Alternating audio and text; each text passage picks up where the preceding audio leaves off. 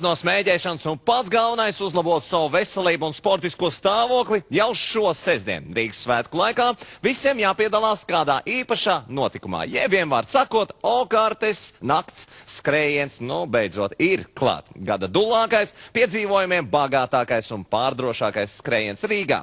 Visas trases 5 km garumā dalībniekiem un skatītājiem nepārtraukti būs iespēja baudīt mūziku, gaismas un naksnīgās Rīgas burvību. Par to visu plašāk. Kas tad tur īsti notiks mūsu nākamajā stāstā?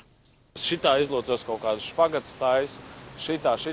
Es agrāk skrēju un vispār jebko darīju. Tagad tieši pēdējā laikā es atklāju, ka svarīgākais elements jebkurā darbībā, arī, teiksim, izpildīšanā vai skrējienā, ir iesildīšanās. Izrādās, ar sportošanu uz tu ir ne tikai olimpiskās izlases dalībnieki, bet arī mūziķis Gustavo, gatavojoties šīs vasaras vienam no lielākajiem piedzīvojumiem – okartes nakts skrējienam. Mēs gatavojoties nakts skrējienam, okartes nakts skrējienam, izdomājam, ka varētu savākt komandu, kas būtu visi vienādās uniformās un plus vēl ar vienādu numuru. Komandas nosaukums jau izdomāts, taču par tās dalībnieku var paspēt kļūt ik viens, kam tūs numurs 3 un skriešana hip-hop ritmā. Tas ir cieši saistīts ar manu muzikālo daļradi un ar albumu Trešā elpa. Es tā domāju, tas tāds simbolisks skaitlis šobrīd. Un komandas nosaukums nesaki hop, pirms neesi pateicis hip. Un tad mēs redzēsim, vai mēs nonāksim līdz hip pirms hop, vai hip pēc hop. Apmeklējot kādu no mūziķu profiliem tādās interneta adresēs kā Draugiem LV vai YouTube, iespējams piereģistrēties un kļūt par vienu no Gustavo komandas dalībniekiem. Un kāpēc gan ne? Gustavo šoreiz ir arī piešķirts īpašs status – okartes nakts skrējiena krustēva tituls. Kas mums ir svarīgāk? Ieskriet pirmajiem vai ieskriet oriģināli?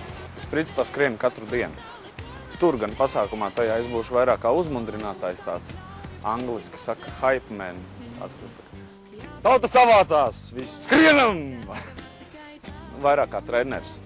Tā es ikdienā skrienu. Manā gadījumā es caur tādu sportu izlieku ārā kaut kādu procentu dusmu, kas krājās ikdienā caur to fizisku darbību. Plus vēl man ir nepieciešama kaut kāda veida izturība saistīta ar maniem koncertiem un uzstāšanos, kur ir stundas pusotras garumā jāvervelē tie garie teksti, ko es esmu sarakstījis.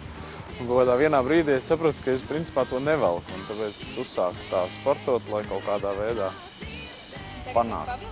Jā, tagad baigi labi iet. Taču okartes nakts skrējienā dusmām nemaz nebūs iespēja parādīties, jo jau sākotnēji uzvirmos laimes izjūta. Tik lielā un pozitīvā skrējienā citu variantu nemaz nevarot būt.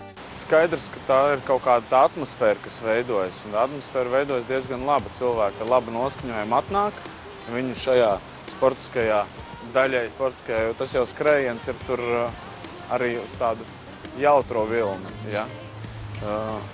Izlādējās, un tas arī ir tas labākais.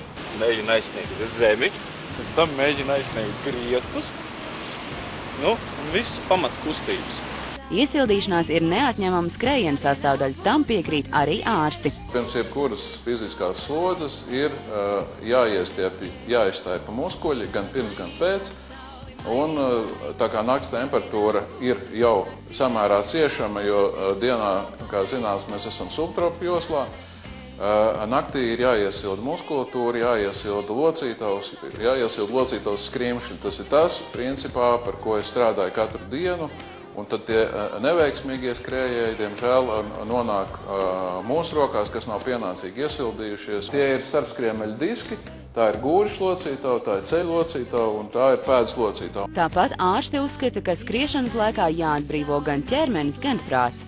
Naktsskriešanu es atbalstu ar visām rokām un kājām. Naktsskriešana nevis droši vien, bet skaidrs zināms, ka tā ir pozitīvo emociju iegūšanas vieta un laiks. Skaidrs, kad naktī izdalīsies kopējā barā skrienot un gūstot šīs pozitīvās emocijas, izdalīsies laimes hormons. Meitenēm šoreiz iztiekot bez augstupēžu kurpēm, valsts ierēģiem bez normatīvajiem aktiem un mūziķiem bez ģitārām. Visi vienosimies kopīgā solī skrējienā. Tā teikt, hip-hop. Zanemo Savī, Sandris Polis, Tautas balss.